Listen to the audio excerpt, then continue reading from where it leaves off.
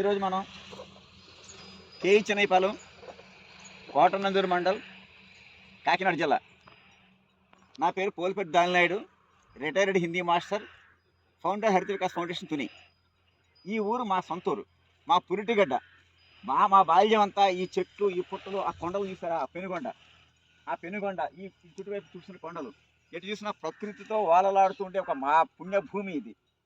ఈ భూమిలో ఇలాగ నాగలతో వ్యవసాయం చేసాం, అలాగే పారబట్టుకొని కాలువలు తవ్వాం, ఎన్నో మొక్కలు నాటాం.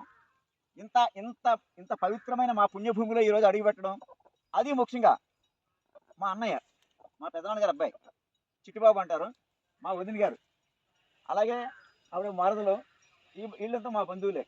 ఈ అబ్బాయి మా బంధువే, ఈ అబ్బాయి మా అన్నయ్య కొడుకు. ప్రత్యేకించి చెప్పాలంటే లోకరాజు ఈ అబ్బాయి నోకరాజు మా వ్యవసాయం చేసేవాడు. చిన్నప్పుడు మేము ఇంచుమించుగా 18 నుంచి 20 ఎకరాలు సాగు చేసేవాళ్ళం. ఇతను నేను కలిసి పొలంలో ఇలాగ దున్నేవాళ్ళం. రాత్రి 1 గంటకి ఏరు వేసేవాళ్ళం, తెల్లారికి 2 ఎకరాలు దున్నేసేవాళ్ళం అన్నమాట. అలాగా ఇప్పుడు కూడా నాకు వ్యవసాయం అంటే మక్కువ. ఈ వేళ వీళ్ళందరూ కూడా ఇక్కడ వేరుశనగ విత్తనాలు వేస్తున్నారు. అదే ప్రకృతి వ్యవసాయం చేయాలని మనం పిలిపిస్తామని చూసారా మా హరిత వికాస్ ఫౌండేషన్. ఆ పిలుపుకు అనుగుణంగా ఈవేళ మా ఊర్లో నా తీపి జ్ఞాపకాలను మరొక్కసారి మళ్ళీ గుర్తు చేస్తాను మీ అందరికీ.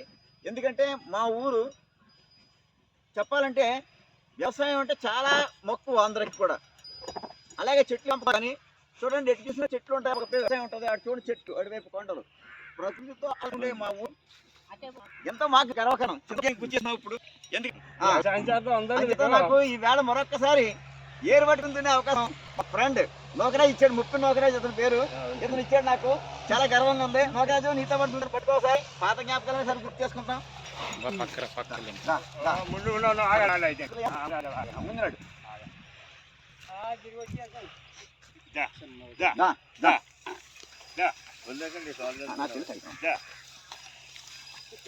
చాలా సంతోషంగా ఉంది నాకు.